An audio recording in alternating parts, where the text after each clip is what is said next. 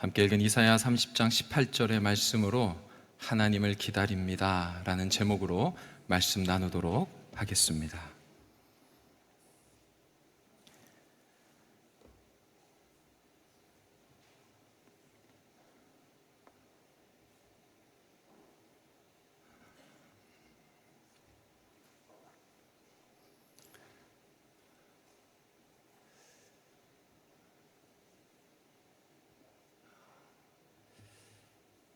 한 20초 정도가 흘렀는데 어떠십니까?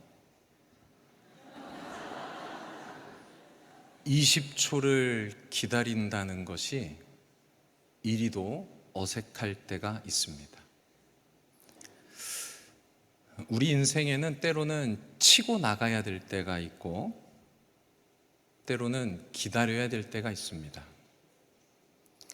근데 우리 문제는 무엇이냐면 언제 치고 나가야 하는지, 언제 기다려야 하는지를 모른다는 데 있습니다.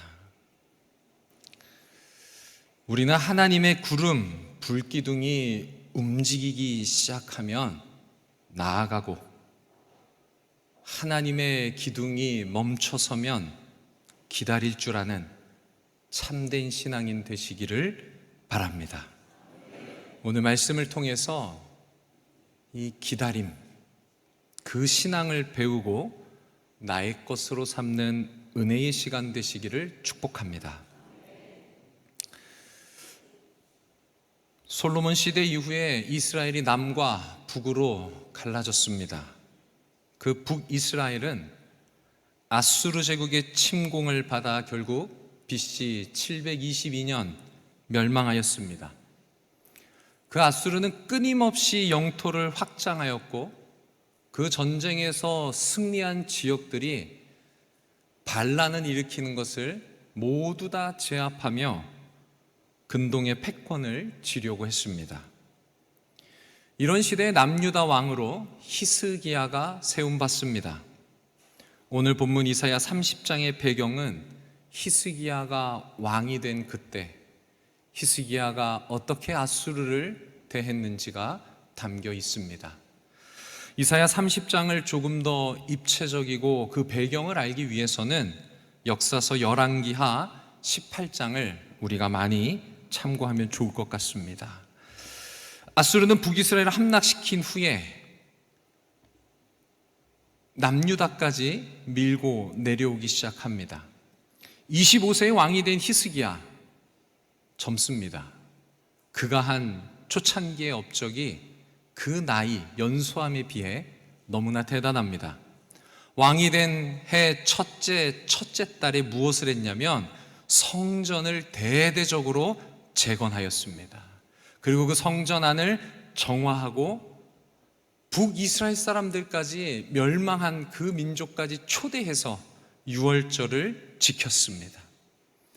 히스기야 왕은 남유다에 있는 여러 산당들을 제거했고 우상들을 깨뜨렸습니다. 모세에게 명령하신 하나님의 계명을 지켰습니다. 이것에 대해 성경은 극찬을 안기지 않습니다. 열왕기하 18장 3절 말씀입니다. 우리 함께 읽겠습니다. 시작. 히스기야가 그의 조상 다윗의 모든 행위 같이 여호와 보시기에 정직하게 행하여. 아멘. 다윗같이 정직했다가 하나님께서 히스기야를 향한 첫 번째 평가이며 칭찬입니다. 그 아래 5절에도 히스기야를 향한 극찬이 나옵니다. 함께 읽습니다. 히스기야가 이스라엘 하나님 여호와를 의지하였는데 그의 전후 여러 왕 중에 그러한 자가 없었으니. 아멘. 히스기야의 은사, 히스기야의 달란트가 뭐냐면 하나님을 의지하는 것, 하나님을 의뢰하는데 특출났다는 겁니다. 어느 정도로? 유다 여러 왕 중에 그만큼 하나님 의지하는 왕은 없었다라는 것입니다. 6절에도 이어집니다. 함께 읽습니다. 곧 그가 여호와께 연합하여 그에게서 떠나지 아니하고 여호와께서 모세에게 명령하신 계명을 지켰더라. 아멘. 하나님과 연합했다고 합니다. 하나님과 연합하는 그 기쁨을 누려보셨습니까?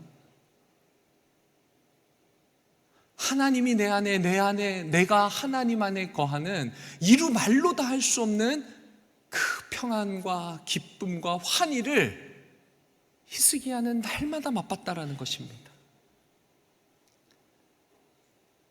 18장 7절에도 히스기야를 향한 칭찬이 끊이지 않습니다. 함께 읽습니다. 시작. 여호와께서 그와 함께 하심에 그가 어디로 가든지 형통하였더라. 아수르 왕을 배반하고 섬기지 아니하였고. 아멘. 하나님과 어떻습니까? 함께합니다. 어디를 가든지 형통하는 사람. 누구라고요? 히스기야. 그 사람이 내가 되기를 축복합니다. 하나님 보시기에 다윗처럼 정직하십시오. 여호와만을 의지하십시오. 여호와와 연합하십시오. 하나님과 함께하여 어디 가나 형통하는 그런 인생 되시기를 축복합니다. 이런 복되고 복된 인생을 산 왕이 누구냐면 히스기야라는 겁니다. 그런데 이런 왕이 다스리는 남유다에 갑자기 위기가 닥쳐옵니다. 18장 13절을 우리 함께 읽겠습니다. 시작. 히스기야 왕 제14년에 아스루 왕 사네립이 올라와서 유다 모든 견고한 성읍들을 쳐서 점령하매. 아멘. 7절까지만 해도 와, 히스기야 정말 대단하다 했는데 불과 6절이 지난 13절에서는 뭐합니까? 견고한 유다의 모든 성이 점령당합니다. 승승장구에 보이는 남유다의 46개 성읍이 한순간에 쑥대밭이 되고 함락되고 말았습니다. 아수르는 남유다와 히스기야 왕의 숨통을 조여오기 시작합니다. 예루살렘 아래쪽에 라기스라는 교통의 요충지 도시를 아수르가 눈앞에 탁 두고 있습니다. 히스기야 왕이 고민하기 시작하는 겁니다. 47번째로 저 성까지 뺏기면 바로 예루살렘도 함락이다. 이 위기 앞에서 히스기야 왕이 이 나라를 살리기 위해서 결국에는 아수르 왕 앞에 찾아가 굴복합니다. 14절에 이렇게 말합니다. 아수르 왕에게 이르되 내가 범죄하였나이다. 나를 떠나 돌아가소서. 왕이 내게 지으시는 것을 내가 당하리이다. 아멘. 너무나 굴욕적이지 않습니까? 앞서 우리가 살펴봤듯이 히스기야가 아수르 왕한테 범죄한 게 무엇입니까? 없습니다.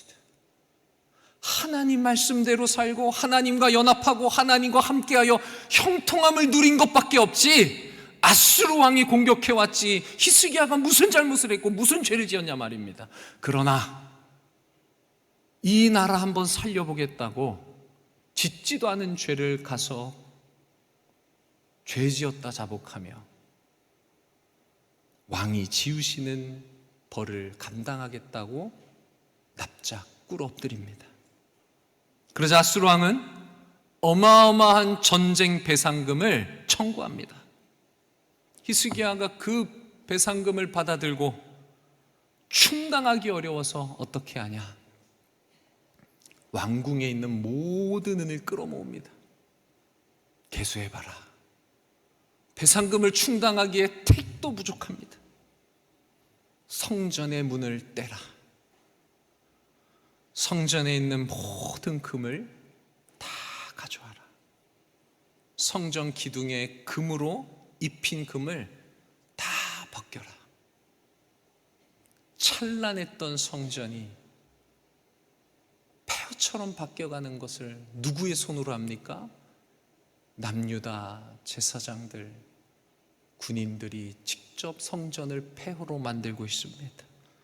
그리고 그렇게 얻은 은과 금을 아수르 왕에게 갖다 바칩니다. 이게 끝일까요? 아닙니다. 엄청난 전쟁 배상금을 치렀음에도 아수르 왕의 공격은 멈추지 않습니다. 이제 라기스를 넘어 수도 예루살렘을 향해 진격해 왔습니다. 여호와 하나님의 칭찬을 들었던 극찬을 받은 히스기야 왕과 그가 다스리던 남유다가 무슨 이유로 이렇게 단 한순간에 꼬꾸러지냐 말입니다. 어떻게 이렇게 단 한순간에 추락하게 되었을까요? 열왕기하 복문을 읽어보면 그 답을 찾기가 어렵습니다. 당시 선지자로 사역했던 이사야, 오늘 우리 이사야 30장을 통해서 어떻게 그렇게 승승장구하던 히스기야가, 남유다가 단 한순간에 이 몰락의 위기에 당면했는지 오늘 본문으로 다시 돌아가 그 원인을 살펴보기 원합니다. 우리 오늘 본문 30장 2절 말씀 우리 함께 한번 읽어보겠습니다. 30장 2절 시작. 그들이 바로의 세력 안에서 스스로 강하려 하며. 아멘. 하나님과 함께 하나님과 연합하여 형통하던 히스기야가 영적인 고질병에 빠졌습니다. 영적인 고질병은 무엇이냐? 아담이 그랬고 사울이 그랬고 구약에 나오는 모든 인물들이 그랬듯이 나 스스로 이 위기를 극복해 보겠다 마음을 먹기 시작한 겁니다. 하나님의 전폭적인 도움으로 지금까지 왔고 주의 은혜로 살아왔는데 이제 살만하니까, 이제 형통하니까 바로의 빌붙어서 하나님 도움 없이 스스로 강해지려고 꿈꾸기 시작했다는 것입니다. 히스기야 초기에는 여호와 보시기에 정직했고 여호와를 의지했고 여호와와 연합했고 함께하였습니다. 그런데 승리를 경험하다 보니 말씀드린 것처럼 아담의 범죄가 도지기 시작한 겁니다. 에덴 동산에 왕노릇하던 아담이 할만하거든요. 하나님 없이도 정복하고 다스리는 게 가능하게 보이니까 하나님처럼 되기 위해 선악과를 따먹고 스스로 하나님 되기를 원했습니다. 사울도 왕에 세워질 때는 숨었던 자가 왕노릇 하다 보니 왕노릇 할 만하니 하나님 말씀 어기고 제사도 드리고 진멸하라는 아말렉을 진멸하지 않고 남겨두고 스스로 왕이 되려고,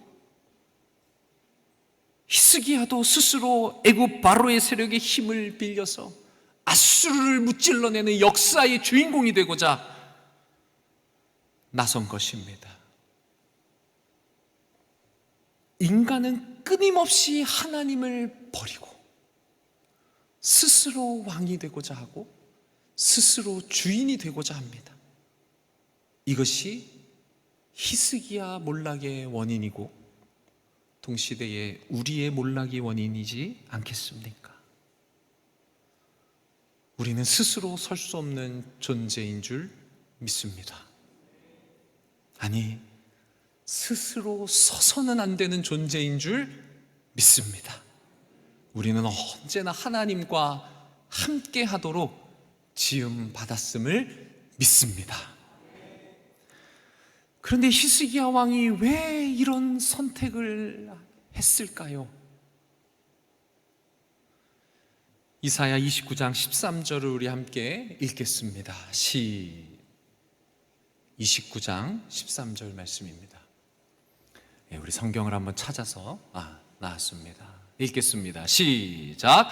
주께서 이르시되 이 백성이 입으로는 나를 가까이 하며 입술로는 나를 공경하나 그들의 마음은 내게서 멀리 떠났나니 그들이 나를 경외함은 사람의 계명으로 가르침을 받았을 뿐이라. 아멘. 히스기야가 왜 그렇습니까? 입술로는 하나님을 여전히 공경합니다.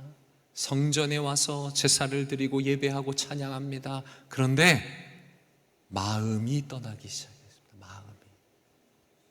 하나님 없어도 살 수 있고 돈 벌 수 있고 다스릴 수 있고 건강 유지할 수 있게 되면서 마음이 점점 하나님에게서 떠났다는 것입니다. 모세는 말하죠. 오직 너는 스스로 삼가며 내 마음을 힘써 지키라. 모든 지킬 만한 것 중에 네 마음을 지키라고 잠언도 우리에게 말합니다. 우리 성도님들, 선줄로 여겨지고 스스로 할 수 있을 것 같은 그때에 할 수 없다, 할 수 없다, 하나님 앞에 마음을 다잡으시기를 축복합니다. 사실 스스로 하는 게 참 좋습니다. 아이 스스로 화장실 가기 시작하면 얼마나 편합니까? 아이 스스로 밥해 먹기 시작하면 얼마나 행복합니까? 남편이 알아서 밥 차려 먹으면 얼마나 좋겠습니까? 분명 우리는 그 스스로 하는 게 중요합니다. 성장의 결과이기도 합니다. 그러나 하나님 앞에서는 결코 스스로 서는 것은 무익한 줄 믿습니다. 하나님 없이 스스로 서는 것은 범죄인 줄 믿습니다. 하나님과 연합하여 하나님 없이는 단 한순간도 살 수 없다는 믿음의 고백으로 살아내시기를 축복합니다.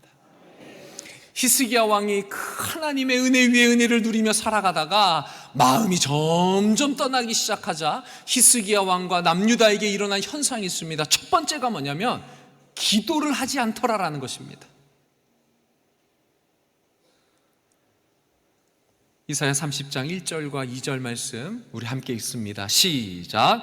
여호와께서 이르시되 패역한 자식들은 화 있을진저 그들이 계교를 베푸나 나로 말미암지 아니하며 맹약을 맺으나 나의 영으로 말미암지 아니하고 죄에 죄를 더하도다. 그들이 바로의 세력 안에서 스스로 감하려 하며 애굽의 그늘에 피하려 하여 애굽으로 내려갔으되 나의 입에 묻지 아니하였도다. 아멘. 계교, 계획을 세웁니다. 그런데 그 계획이 하나님으로부터 나온 게 아니랍니다. 맹약, 동맹을 맺었습니다. 그런데 그게 하나님의 영의 지시를 따른 게 아니랍니다.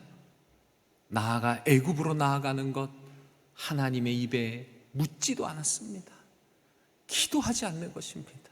기도하지 않고 내 지혜로 내 판단으로 계약하고 동맹 맺고 애굽으로 가는 것입니다. 왜요? 하나님으로부터 마음이 멀어지니까. 스스로 판단해도 맞을 것 같으니까. 아니, 오히려 이게 더 현실적이고 주변의 왕들을 보니 다 이렇게 하더라. 나도 이스라엘 남유다의 왕으로 이 정도는 해야지 라며 선택한 것입니다. 우리 성도님들, 계획을 세우는 것이 잘못된 게 아닙니다. 계약을 하는 게 잘못된 게 아닙니다. 애굽으로 내려갈 수도 있습니다. 요셉의 시대에는 하나님께서 먼저 애굽으로 내려가라 하지 않습니까? 그런데 문제는 무엇입니까? 하나님의 입에 묻지 않고 행하는 것이 문제인 줄 믿습니다. 기도하고 계획하시고 기도하고 계약하시기를 축복합니다. 마음이 멀리 떠난 히스기야의 두 번째 문제가 뭐냐? 하나님의 법, 말씀 듣기를 싫어합니다. 30장 9절 말씀 함께 읽겠습니다. 시작. 대저 이는 패역한 백성이요 거짓말하는 자식들이요 여호와의 법을 듣기 싫어하는 자식들이라. 아멘. 여호와의 법을 어떻습니까? 듣기 싫어한다. 그래서 10절에는 선견자들한테 예언하지 마, 선지자들한테 사실대로 예언하지 마. 하나님의 말씀을 얼마나 듣기 싫으면 선지자들한테 거짓 예언을 하라고 선동하는 시대가 되었습니다. 12절에는 또 하나님의 말씀을 업신여기기까지 합니다. 누군가 바른 하나님의 말씀을 선포하면 그 선포자, 선지자를 업신여기고 비아냥거리고 조롱한다는 것입니다. 결국 하나님으로부터 마음이 떠나면 일어나는 현상이 무엇입니까? 기도와 말씀 생활이 무너집니다. 기도와 말씀 생활이 무너지면 어떻게 되느냐? 하나님께 마음이 떠나고 기도하지 않고 말씀을 멀리한 결과는 자명합니다. 히스기야와 남유다가 결국 어떤 선택을 하느냐? 30장 7절 말씀 우리 함께 읽겠습니다. 시작. 애굽의 도움은 헛되고 무익하니라. 그러므로 내가 애굽을 가만히 앉은 라합이라 일컬었느니라. 아멘. 하나님으로부터 마음이 떠났더니 기도도 쓸모없어 보이고 말씀은 더더욱 귀찮게 여겨지니 기도도 안 하고 말씀도 안 읽다 보니 어떤 선택을 합니까? 헛되고 무익한 선택을 합니다. 판단력과 모든 것이 잘못된 선택. 세상의 기준으로 보면 맞습니다. 히스기야의 선택이 그다지 틀린 게 아닙니다. 아수르를 대적하기 위해 애굽을 중심으로 많은 국가들이 연합했습니다. 그 연합에 내가 들어가기만 하면 우리도 이 아수르를 대적해서 힘 한번 써볼 수 있겠구나. 세상적으로는 너무나 합당하고 당연한 선택지고 그 동맹에 가입해야만 합니다. 그런데 하나님이 보시기에는 어떻다고요? 헛되다, 무익하다. 애굽 아무것도 하지 못하는 가만히 앉아있는 라합과 같다. 왜 그들과 동맹을 맺고 의지하냐라는 것입니다. 그렇다면 우리는 헛되고 무익한 선택을 하지 않으려면 하나님의 은혜 위에 은혜로 승승장구하다 한순간에 몰락하지 않으려면 어떻게 해야 합니까? 오늘 우리 30장 18절 본문 말씀에 그 답이 있습니다. 우리 이사야 30장 18절 말씀 한 목소리로 읽겠습니다. 시작. 그러나 여호와께서 기다리시나니 이는 너희에게 은혜를 베푸시려 하시며 일어나시리니 이는 너희를 긍휼히 여기려 하심이라. 대저 여호와는 정의의 하나님이심이라. 그를 기다리는 자마다 복이 있도다. 아멘. 하나님의 은혜로 살아왔으면 끝까지 무엇으로 살아야 합니까? 하나님의 은혜로 살아야 될 줄 믿습니다. 하나님이 침묵하시면 우리는 뭐 해야 됩니까? 기다려야 될 줄 믿습니다. 기다리는 자마다 복이 있다는 것입니다. 기다림에 대해 30장 15절에 구체적으로 나옵니다. 우리 15절 말씀 함께 읽겠습니다. 시작. 조용히 있어야 구원을 얻을 것이요 잠잠하고 신뢰하여야 힘을 얻을 것이거늘. 아멘. 기다리는데 어떻게 기다립니까? 조용하고 잠잠히 하나님을 신뢰함으로 기다려야 됩니다. 놀랍고도 놀랍도록 구원하시며 힘을 주시는 하나님을 조용하고 또 잠잠히 의심 없는 신뢰함으로 기다리시기를 바랍니다. 답답하시죠? 목사님, 제 상황을 모르니 조용하라 하시죠? 잠잠하라 하시죠? 기다리라 하시죠? 네, 저는 모릅니다. 근데 누구는 하십니까? 하나님 아버지가 하십니다. 선한 목자 되신 우리 아버지 되신 하나님이 아시는데 자녀된 우리의 문제를, 아수르의 공격을 하나님이 내버려 두시겠습니까? 조용히 잠잠히 전지전능하시며 나를 사랑하시는 하나님을 신뢰하며 기다리시기를 축복합니다. 기다리는데 서두에 20초 기다리는 것도 무슨 생각하셨습니까? 긴장했나? 원고를 안 가져왔나? 등등등 생각하지 않으셨습니까? 인생에 기다리다 보면 머리가 잠잠해질 수가 없습니다. 복잡해집니다. 이러다 망하는 거 아니야? 누가 먼저 계약을 가로채가는 거 아니야? 나만 뒤떨어지는 거 아니야? 등등등. 우리는 기다림에 익숙하지 않습니다.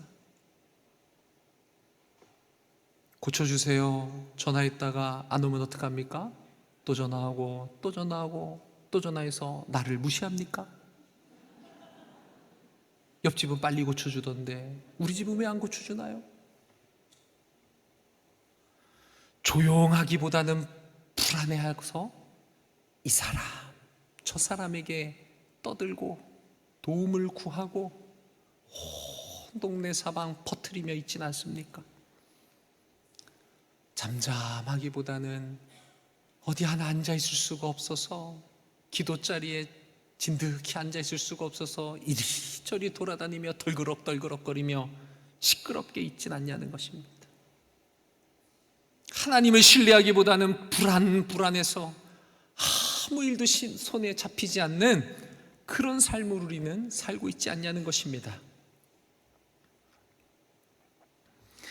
우리가 꾹 참고 잠잠히 신뢰하며 기다리려면 뭐 해야 되냐면 하나님을 알아야 됩니다. 할렐루야. 수억 수십억의 계약을 했는데 상대방이 사기꾼이라고 뉴스에 나왔어요. 그래도 기다리시겠습니까? 그러면 안 돼요. 세상 끝까지 쫓아가요. 죄송합니다. 제가 수억을 벌어본 적이 없어서 얼마나 큰 돈인지 몰라서 그렇습니다. 별거 아니면 그냥 잊어주십시오. 중요한 거는 근데 우리와 언약을 맺으신 하나님은 어떤 분이십니까? 사기꾼이 아니에요. 그 하나님이 어떤 분인지를 아셔야 돼요. 그래야 뭐 할 수 있습니까? 기다릴 수 있는 거예요. 내 전세보증금 떼먹으면 어떡하나라고 어떻게 불안해서 어떻게 기다립니까? 그런데 그 주인을 알고 있다면 기다릴 수 있는 거예요. 하나님을 아셔야 폭풍과 몰아치고 배가 뒤집힐 것 같은 그때에도 기다릴 수 있는 줄 믿습니다. 우리 하나님은 어떤 분이냐? 첫 번째, 신실하신 분이십니다. 할렐루야. 우리 하나님은 신실하십니다. 거짓이 없으십니다. 하나님이 약속하신 이 말씀 속에 예수 그리스도 재림 이외의 모든 말씀이 성취된 줄 믿습니다. 그리하여 예수 그리스도 재림의 약속도 성취된 줄 믿습니다. 하나님은 신실하신 분입니다.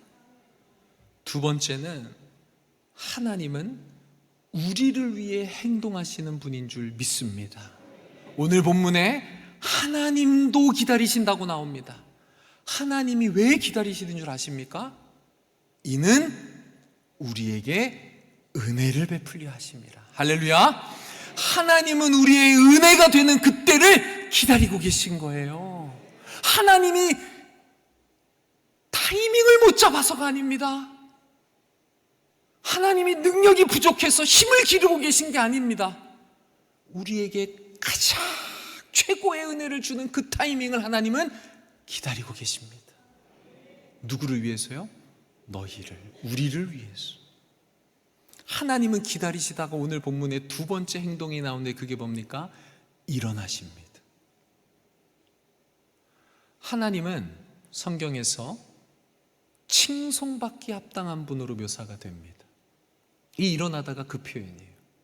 우리의 찬양과 예배로 하나님 칭송받기 마땅합니다. 그런데 하나님이 직접 뭐 하십니까? 일어나십니다. 자신의 능력을 직접 드러내십니다. 누구를 위해서? 우리를 위해서. 할렐루야. 하나님께서 일어나시리니 우리를 긍휼히 여기심이라. 우리를 불쌍히 여기셔서 하나님이 친히 그의 능력과 존엄과 영광을 우리를 위해서 드러내시는 줄 믿습니다. 하나님은 우리를 위해 기다리시고 우리를 위해 일어나시는 분입니다. 그 하나님 일하실 때까지 기다리십시오. 그래서 하나님은 우리에게 은혜를 주시는 분, 또 긍휼히 불쌍히 여기시는 분입니다. 그리고 다섯 번째로는 하나님은 정의의 하나님이십니다. 우리의 눈에는 악인이 득세하는 것 같고 선은 패배하고 신앙이 쭈그러드는 것 같지만 잠깐 그럴 수 있습니다. 그러나 우리 하나님은 정의의 하나님이시기 때문에 끝까지 영원히 악이 이길 수 없는 줄 믿습니다. 악은 반드시 패배하게 됩니다. 우리는 하나님이 어떤 분인지를 알아야 되는데, 본문에 나타난 이 18절에 나타난 하나님은 우리를 불쌍히 여기셔서 우리에게 은혜 주시기를 원하시고 그러기 위해 신실하게 역사하시는 분인 줄 믿습니다. 그 하나님을 믿는다면 잠잠히 조용히 신뢰함으로 기다리시기를 축복합니다. 좌우 옆을 바라보며 다짐과 함께 격려하시겠습니다. 하나님을 기다리십시다. 하나님을 기다리십시다. 할렐루야. 여호와를 기다리는 자에게는 무엇이 있다고요? 복이 있습니다. 할렐루야. 히스기야와 남유다가 순간 애굽을 의지했지만 하나님으로부터 마음이 멀어져서 기도와 말씀이 떠나가고 판단력이 허망해져서 순간 애굽을 의지했지만 선지자 이사야의 외침을 듣고 기다렸을 때 어떤 복이 임하냐? 극한의 두려움의 대상이었으며 46개의 성읍을 순식간에 몰락시킨 그 아수르 군대가 밤사이에 하나님의 사자가 18만 5천 명이나 진멸하신 줄 믿습니다. 할렐루야. 하나님을 기다리면 우리 하나님이 놀랍도록 기적을 일으키실 줄 믿습니다. 여호와를 기다리십시오. 다른 말로는 여호와께 피하십시오. 여호와를 의지하십시오. 여호와를 앙망하여 기다리고 피하고 의지하는 자에게 복이 있을 줄 믿습니다. 우리의 마음은 결코 하나님으로부터 멀어져서는 안 됩니다. 왕성교회, 기도하는 교회입니다.